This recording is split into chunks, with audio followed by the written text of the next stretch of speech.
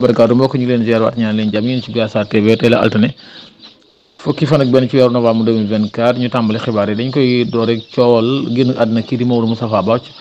ñi nga xam ne ñoom ñooy waa famille njabootam ñoom nag ñi ngi ne léegi bàyyi nañ lépp ci loxo yoon mu leeral ko ñu bari nag ñiy gëstu ci wàllum médecine ñoom nag ñi nga xam ne lii procureur def yoon may na ko maanaam comme bu gisee loo xamante ne ci xeltee na ci war naa mën a def autopsie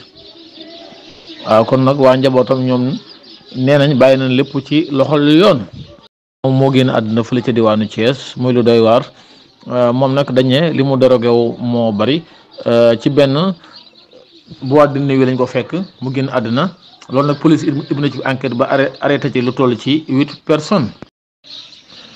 ki nga xamante ne si mooy Cheikh Bamba Dièye moom nag mi ngi xamle ci Walfadjri quotidien ne seenum ndam ci élection yi ñu jëm élection locale yi ñu jëm kenn naataamlewu ko maanaam victoire bu leer a leer moom lañ fa nar a am nga xam ne moom nee na seenum ndam kenn du ko lam-lame ca bisub le 17 novembre. dañuy dem fële ca diwaanu Pikine ki nga xamante ne si mooy Abdou Aziz Dabala ak Waly dañu faatoon leen ñu bàyyi woon ci fecckat bii di Nabou Leye loolu de mbokk yi ñii di Aziz Dabala jaaxal na leen lool nee na yoon nan la mën a defee loolu dossier boo xam ne kenn laalagu ko ñoom nee nañ danañ dem fële ca tribunal jibaane fa loola di xam leen ne daal bàyyi gi ñu bàyyi Nabou Leye teguñu ko fenn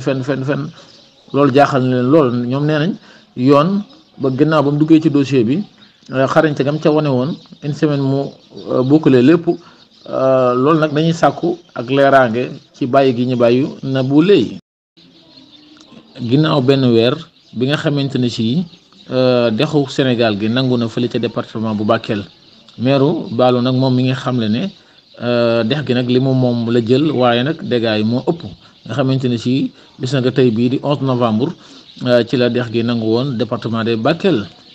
biir Barcelone nag démb dafa ñàkk benn bal ci dara la ko Real Sociedad dóor kii di Lewandowski nag moom dañ koo jox ab carte rouge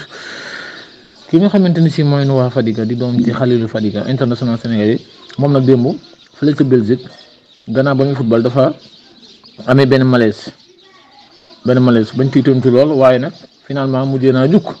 am nag wax na ay kàddoom yu njëkk mbokk yi dañuy yemale fii xibaar yi dana ñëw ci yeneen i xibaar di leen ñaan ngeen abonné te partagé